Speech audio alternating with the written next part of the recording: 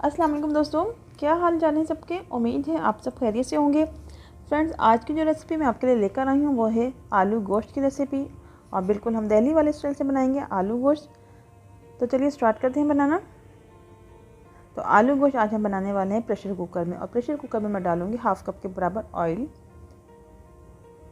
Oil को हम गर्म कर लेते हैं। और गर्म करने के बाद ऑयल को उसमें मैं डालूँगी 3 अदद मैंने मीडियम साइज़ की प्याज ली और उसको बारीक कट किया है। प्याज को हम ब्राउन कर लेंगे और निकाल लेंगे। तो प्याज ब्राउन हो गई है और उसको मैंने निकाल लिया है। अब मैं इसमें शामिल करूँगी 1.5 खाने का चमचा अदरक लहसुन का पेस्ट। अदरक लहसुन के पेस्ट को अच्छी तरीके से हम भून लेंगे।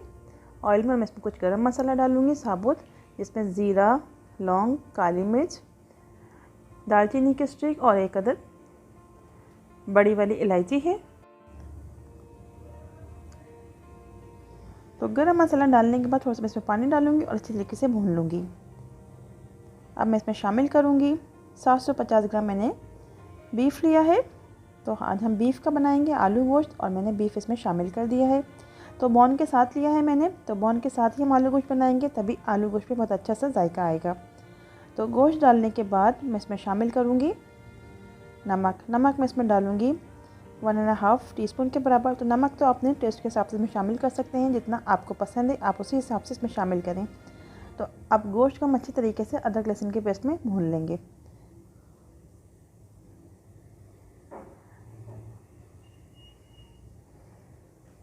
तो अच्छी तरीके से हमें भूनना है गोश्त को अदरक लहसुन के पेस्ट के साथ। गोश्त का कलर चेंज होने लगेगा तो इसमें डालूँगी 1/2 टीस्पून के बराबर हल्दी पाउडर। धनिया पाउडर डालूँगी मैं इसमें 1.5 टीस्पून के बराबर। 1.5 चाय का चमचा मैं इसमें डालूँगी धनिया पाउडर। और पिसी हुई लाल मिर्च भी इसमें 1.5 चाय का चमचा ही डालूँगी। तो पिसी हुई लाल मिर्च भी अपनी ज़रूरत के हिसाब से में शामिल कर सकते हैं, जिस तरीके से आपको पसंद हो। तो हल्दी, धनिया पाउडर और पिसी हुई लाल मिर्च मैंने इसमें शामिल कर दी और अच्छी तरीके से हम इसको भून लेंगे। बहुत सिंपल सी रेसिपी है और बहुत जल्दी बनने वाली है। अब मैं इसमें शामिल करूँगी पानी। मैं इसमें शामिल करूँगी और पानी हमें इतना शामिल करना है कि गोश्त आसानी से इसमें डिप हो जाए। और पानी डालने के बाद हम प्रेशर कुकर का ढकना कवर कर देंगे और इसको हम सिर्फ और सिर्फ 15 मिनट के लिए पकाएंगे। तो लॉक कर दिया मैंने प्रेशर कुकर को और 15 मिनट के लिए मैंने इसको पकने के लिए रख दिया है।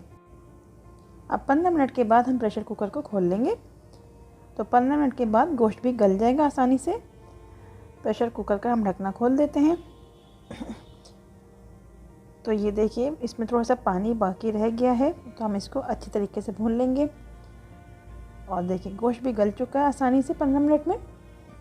तो प्रेशर कुकर में तो 15 मिनट में गोश्त आसानी से गल जाएगा। अगर आप प्रेशर कुकर में नहीं बना रहे हैं तो तकरीबन 30 मिनट के लिए आप गोश्त को पकाएंगे। और गोश्त को मैंने अच्छी तरीके से भूनने के बाद मैं इसमें शामिल करूँगी प्याज, जो हमने ब्राउन करके निकाल ली थी। प्याज का मैंने चूरा कर लिया है। प्याज शामिल करके हम अच्छी तरीके से मिक्स करेंगे। और साथ ही हम इसमें शामिल करेंगे दही। दही मैंने ली है 250 ग्राम।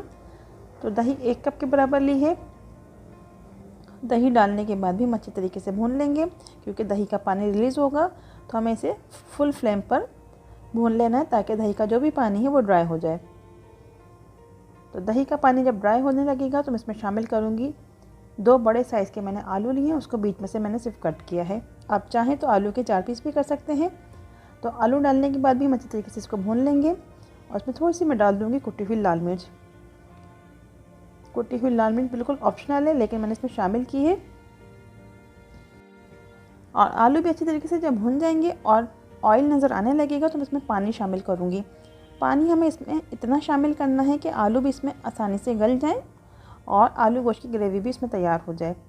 तो देखिए 10 मिनट के लिए मैंने इसको कवर करके रखा था, सिर्फ ऐसे ही प्रेशर कुकर का ढकना मैंने इसको कवर नहीं किया था। तो 10 मिनट के बाद मैं आपको आलू दिखाती हूँ। आलू 10 मिनट में गल जाएंगे और ये देखिए आलू गल चुके हैं। बस आलू गोश्त हमारा बनके इसी तरीके से तैयार होगा। और बिल्कुल आलू गोश्त की तैयारी पे जब ऑयल नज़र आने लगेगा, आलू गल जाएंगे, तो मैं इसमें डालूँगी 2 अदद हरी मिर्च। मैंने बड़े साइज़ के लिए हरी मिर्च मैंने इसमें ऐसी डाल दी, इसको कट नहीं किया है। और आपको इसकी ग्रेवी जिस तरीके से रखनी है आप रख सकते हैं, जितनी आपको इसकी थिकनेस रखनी है आप उतने हिसाब से रख सकते हैं। हरी मिर्च डालने के बाद मैं इसमें डालूँगी थोड़ी सी बारीक कटी हुई अदरक और थोड़ा सा मैं इसमें डालूँगी पिसा हुआ गरम मसाला। और फ्लेम को हम बिल्कुल लो कर देंगे अब, और सिर्फ 2 से 3 मिनट के लिए हम इसको कवर करके पकाएंगे। दम पर रखेंगे बिल्कुल लो फ्लेम पर, और 2 से 3 मिनट के बाद हम कवर हटा देंगे और आलू गोश्त हमारा बनकर तैयार हो गया है। अब हम इसको सर्व करेंगे। तो इसकी ग्रेवी, इसकी थिकनेस आप अपने हिसाब से रख सकते हैं जिस तरीके से आपको पसंद है।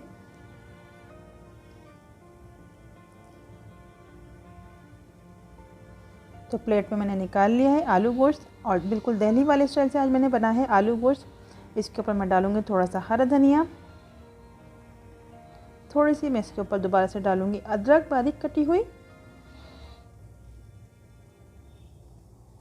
तो इसी तरीके से मैं बनाती हूँ अपने घर में आलू गोश्त। इस रेसिपी को आप भी ज़रूर ट्राई कीजिए और मुझे कमेंट करके भी बताइए कि मेरी रेसिपी आपको कैसी लगी। इंशाल्लाह नेक्स्ट वीडियो में लाऊंगी आपके लिए ऐसी ही कोई रेसिपी। अपना बहुत बहुत ख्याल रखिएगा और दुआ में याद रखिएगा। लेकिन जाने से पहले एक प्यारा सा कमेंट ज़रूर दे के जाइएगा। अल्लाह हाफिज़।